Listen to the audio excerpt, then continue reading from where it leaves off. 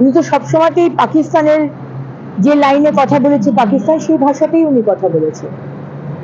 আর উনি মনে করছেন যে এসআইআর বন্ধ করলেই উনি জিতে যাবেন, আর রোহিঙ্গা অনুপ্রবেশকারী ডেড ভোটারদের উনি রেখে দেবেন।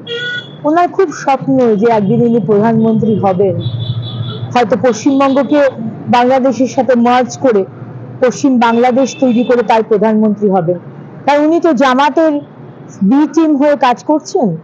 আজকে বাংলাদেশের সাথে পশ্চিমবঙ্গের যে বর্ডার এলাকা, সেখানে সমস্ত জামাত জিতেছে এই বাংলাদেশ ইলেকশনে।